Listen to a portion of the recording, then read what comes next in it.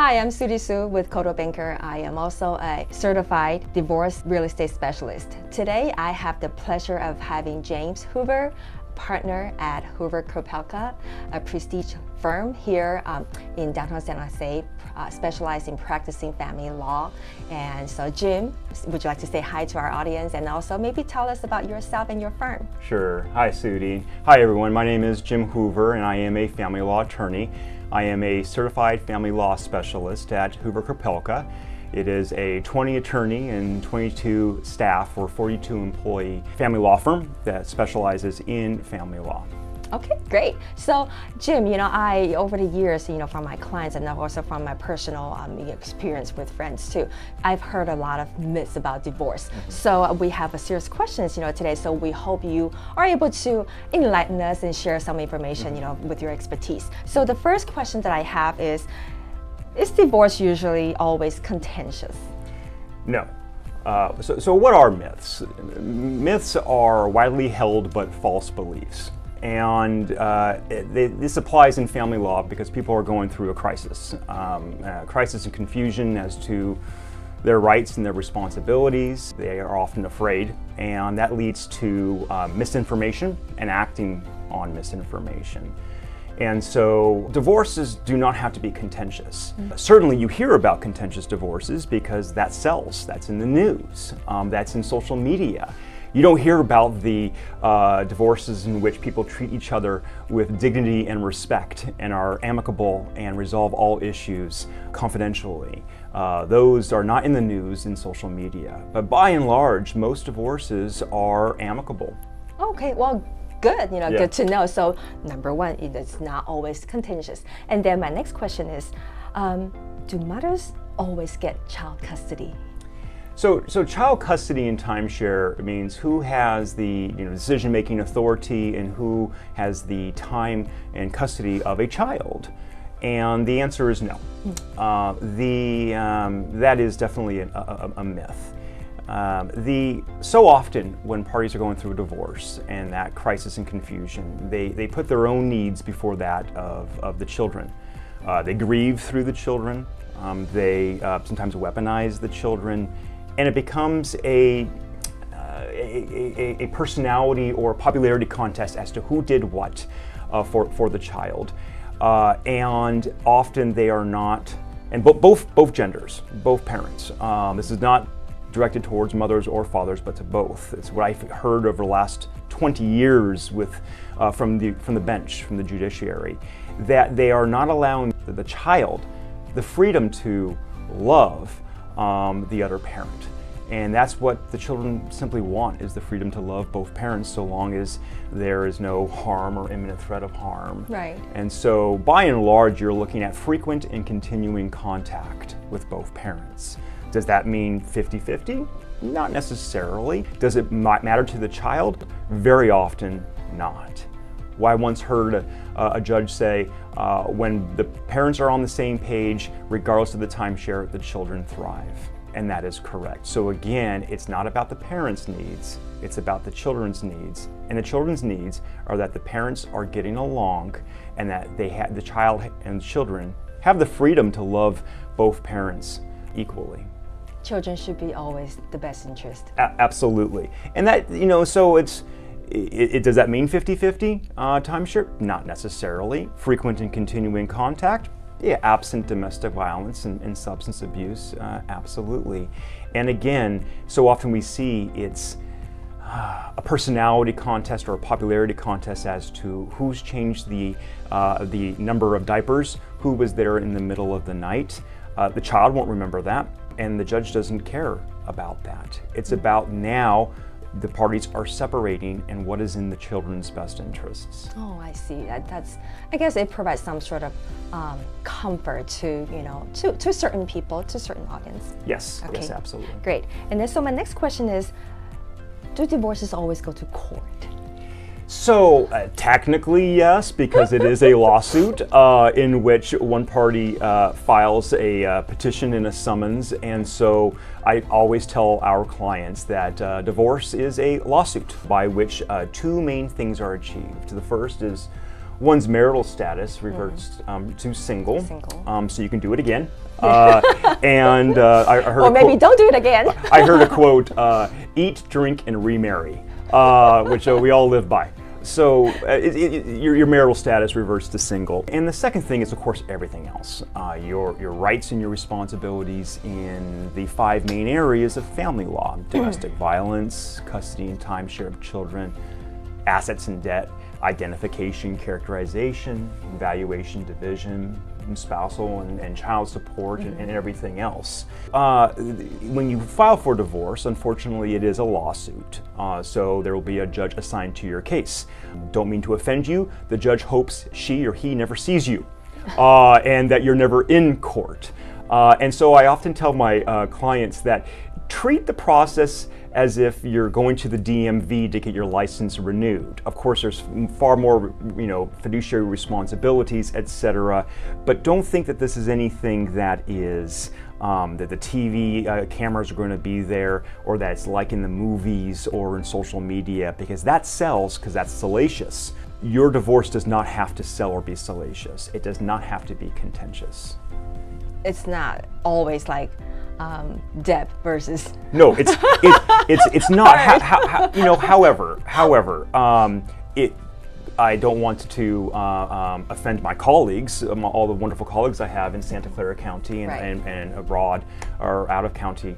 We are family law attorneys who litigate, so it is sometimes like the movies. But it's not always that. No, and you don't want that. You don't want your divorce to be like the movies. Attention, yeah. Okay. So I would say, I have selection bias as a family law attorney, meaning that because I am a litigator, although I'd be pleased to never be in court again and settle all my cases, I'd say 90 to 95% of my cases settle outside of court through education of our clients and through advocacy in negotiation. Remember, advocacy does not necessarily mean that I'm in court pounding my hand on the counsel's table. Right. It is advocacy in negotiation with the other side. Right, of course, the counterpart. Okay, great. So share with us, what's the general process like, for divorcing in California? Sure. So one party files for divorce. It makes no difference who that is. It's not a race. It's not a fault state. We'll get into that some other time. I've heard, in the past, I don't know if this is another myth or what. Some people tell me if you file first, you're in the upper hand and you have more advantage. I don't know if it's true or not. It's not true at all. Okay. I will say the only difference is if we are going to trial, the petitioner will put on her or his case first. You don't want to go to trial, so hopefully that'll never happen. But one party files the requisite documents. And as I said before, no offense to the judiciary or to my colleagues, take a deep breath. It's like filling out some documents for the DMV. And so it's a handful of documents. It can be done in less than a half an hour. Then you serve the other side. Now, in my practice, 90% of the time, I don't serve the other side because that is not treating them with dignity and respect that hopefully they do deserve.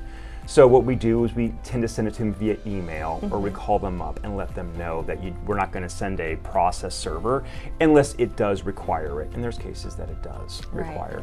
After that part, then they have 30 days to respond with their response. Again, a very perfunctory document that they can provide. I'm less concerned about the response and more concerned about how they are treating each other and the children during this process than what's going to be on those several pages of documents. They are human beings going through a life transition. So it's far more important to me as to what's on that paper, not what's on that paper, but what's going on in their lives. Right. After the petition and the response has been filed, we're in what I call like the 4D stage: due diligence, discovery, and disclosures. So what do I mean by that? Well, as one's counsel, our role is to educate, advocate, and act in our client's best interests. Educate, advocate, and act in our client's best interests. We do that based upon the law, our legal experience, expertise. Common sense is a big one, as applied to the facts. Well, we don't know what the facts are, and often our clients may not know what the facts are. So we're in this stage where the parties have fiduciary duties of disclosure. So if you ever bought a house, remember that loan application you had to put together and how it was a pain? Guess what? You get to do that again through the divorce. It's more than that, the concept is that. The concept is that. And then you exchange information regarding those 5 fundamental areas that I was talking about: domestic violence, custody and timeshare of children, asset and debt division, support, and whatnot. We'll hopefully exchange settlement offers. We address emergency issues. Right. Then we settle the entire case, and with dignity and respect for both sides. If we need to go to court, sure, we can go to court, but it's my preference that we don't go to court. I've made a reputation of going to court. I don't necessarily want that, but it is what I do, and it's a skill set I have. And perhaps having that skill set allows me to settle the majority of my cases. We settle the case. We have the divorce decree on top, which allows the parties so the parties can be divorced. And then there's about 12 to 15 pages that's all their rights and responsibilities, again, in those 5 main areas. We submit it with the court, and they're divorced. Oh, okay, great. So move on. Yes, move on. Eat, drink, and remarry. Remarry. Okay, great. So with all that process, right? So how long is there a timeline? There is. So for our clients, we provide them with a flow chart and the procedural steps of a divorce. And then I get to the part, the shock and awe. And I tell them the timeline's about 1.5 years. And they're like, a year and a half. And I heard 6 months. Yes. What happened to the 6 months? That's another myth. So it takes about 1.5 years, and I tell our clients that it's because of facts, law, and dynamics. Everything comes down to facts, law, and dynamics. So the complexity of the facts, in other words, who's lying, the complexity of the law, a little bit, but it's the dynamics, the motivation, the cooperation of the parties, the attitudes of the parties, the counsel, the motivation, attitude, and personalities of counsel, even the judge, if we're involved with the judge. And I tell them that life gets in the way. Okay, so we're heading into the holidays. So for example, let's say if someone files for divorce today and they're asking me how long will it take? I'm like, well, you're going through the holidays now and you're going to put it on hold. You're going to want to put it on hold. You may not think that, but you're going through a life transition. And you have to heal through that process here and here as well. And life continues to go on too. Holidays, yes, vacations. Your daughter is, a volleyball star, and a sophomore volleyball star at her high school. She's traveling. You need to put things on hold. Soccer teams, practice. You're in the sandwich years. Your parents are older, and you need to care for them. So I tell them the average case takes about 1.5 years. I mean, add in COVID over the last couple of years. The courts are a little bit backlogged, but they're doing far better now. And all I tell people, it's up to them. If you want, I've had cases be done in 1 day. There is the 6 month. And what that 6 month is that by statutory law, there is a moratorium. It may be a little archaic, but it's a moratorium that is 6 months. Meaning that the parties can file for divorce on the first day, they can file the response, they can file their declarations of disclosures regarding all of their income and expenses and assets and debts, they can file the judgment decree, everything on day 1. But they cannot be actually legally divorced until 6 months and I think 1 day after that time. I see. It's for them to rethink it. It's for them to rethink it. So parties will say like, well, so the myth there is, well, I heard it takes 6 months. Or the myth is, in 6 months we're divorced. Neither of that's true. Neither of that's true. It just means the earliest you can be divorced is 6 months and 1 day after the service against the respondent, or the respondent makes a general appearance. Oh, okay. Well, good to know. I'm so glad we got so many different myths, got clarified today. Oh, there's a lot more, but we'll wait till next time. Well, yeah. And then, so my next question is, so I know it sounds a lot, but I'm pretty sure there are people, out there wondering, can I DIY my own divorce? Can I do it myself?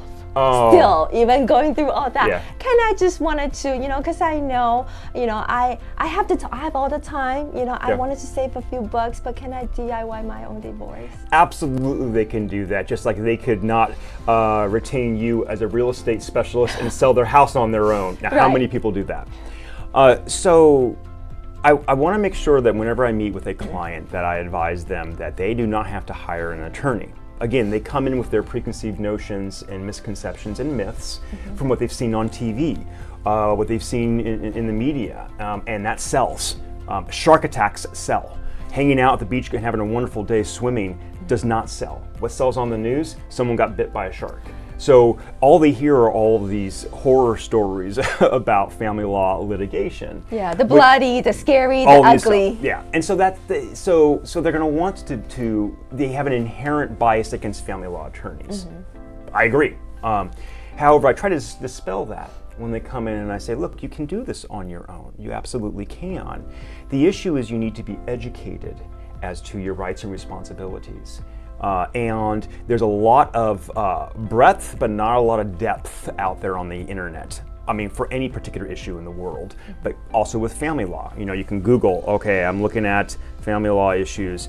A lot of breadth, but not a lot of depth. And so I tell parties absolutely a few things. Number one, the fact that they're coming to see me is very important, and to see other family law attorneys to educate, but they can represent themselves. So a court does not require one to have an advocate or an attorney involved in the matter. And I would say that there's quite a few, it's not the minority, where people represent themselves. Unfortunately, the storybook or the fairy tale, so to speak, where you want to save some money and the other parties each party treats each other with dignity and respect, is a bit of a fairy tale, because the parties are divorcing for a reason. They're parting ways. They're parting everything. They're parting ways for a reason. So they can handle it on their own, but often the reason why they want to handle it on their own is because of the myth that family law attorneys just litigate. And that's why my chief role is to educate. Not litigate, but to educate. And so if they're trying to just avoid litigation, per se, that is not a reason to do it yourself.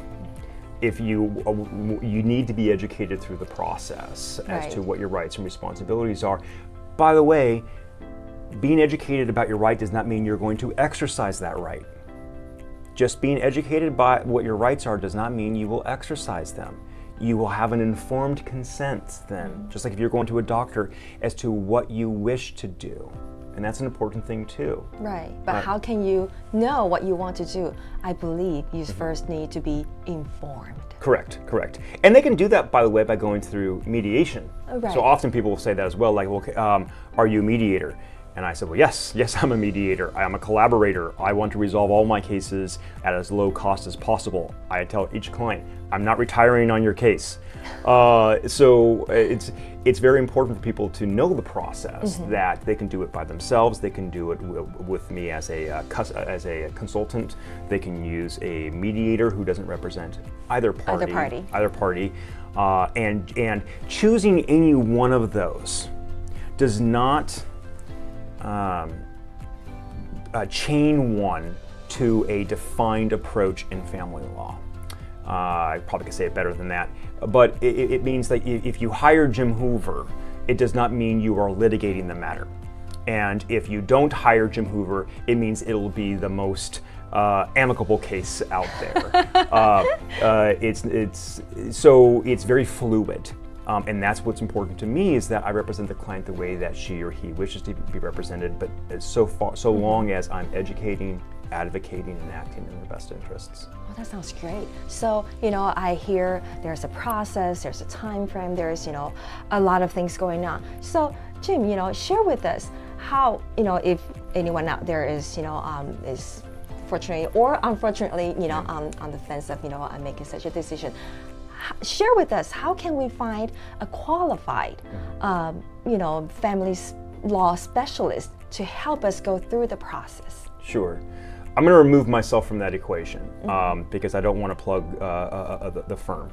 It reminds me, when I have a plumbing issue and I'm like, okay, I go online, or like electricity issue and I need an electrician and I go online and I Google San Jose plumber. 1,000 of them popped up. Yeah, and it's good to do that though because I put myself in the position of a consumer. Yes. Like I know that there are 40, 50, 60 plus phenomenal family law attorneys in Santa Clara County. I don't call them my competitors, they're my collaborators. They're my colleagues, and I'm proud to call them my. You probably see them at court too. Yes. You probably work with them too. I lose to them in court, and I win with them in court, and all the above.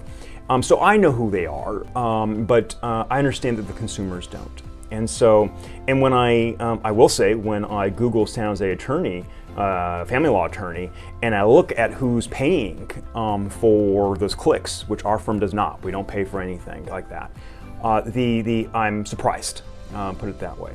I guess that's a trash talking, so I apologize, but I'm surprised. So first and foremost, I'm very pleased that people would be going and looking for a family law attorney to educate. Right. To educate. So that's they're already on the right path. Now, as to finding the right one, my rule of thumb is that you should interview 2 to 3 family law attorneys. So anyone who crosses your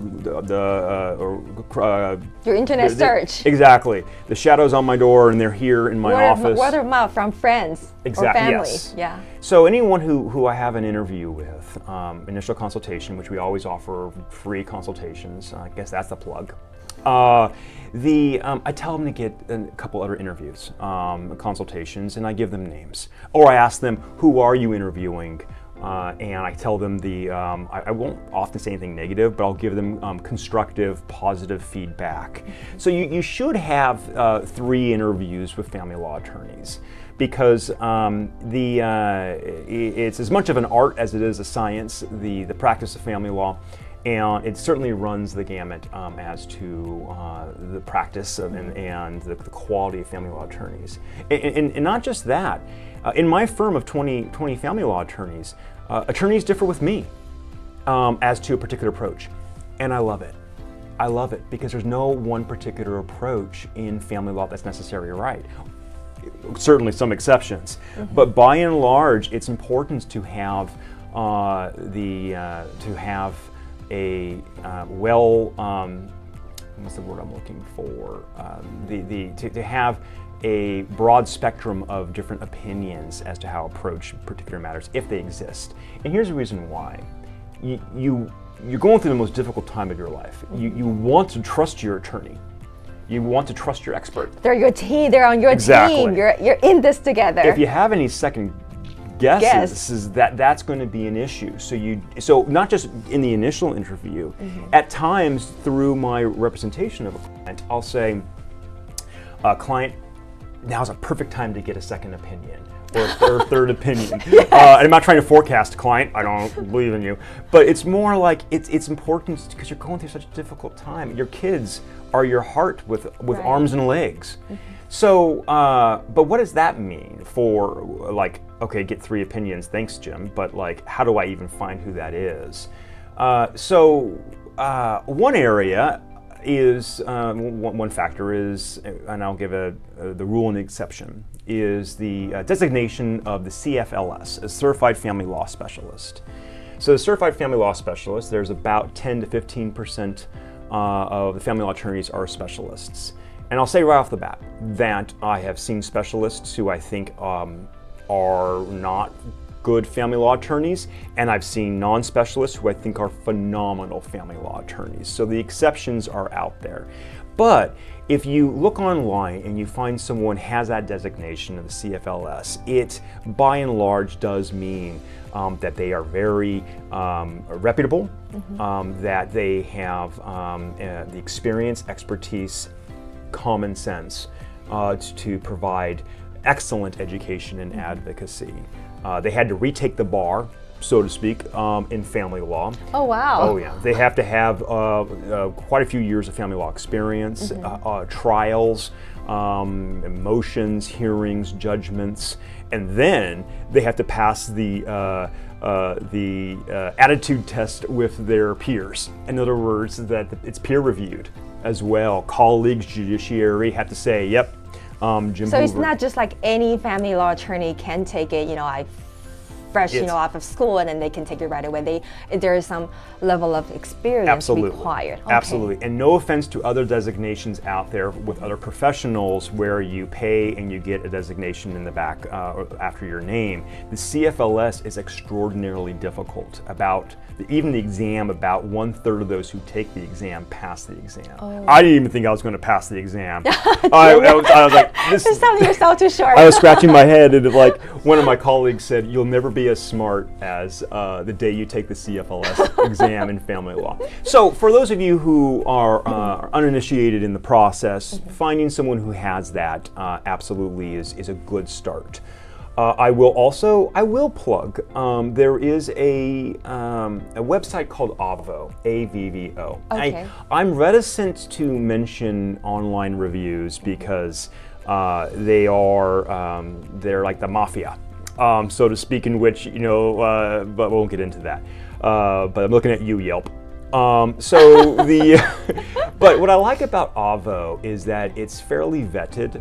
And it's we don't pay. I don't think we pay for it. It's organic, and I've seen too. Yeah. Yeah, you get the reviews on there, and so it's like Yelp, but it's a much higher caliber, and it's again peer reviewed and I have found really quality a lot of.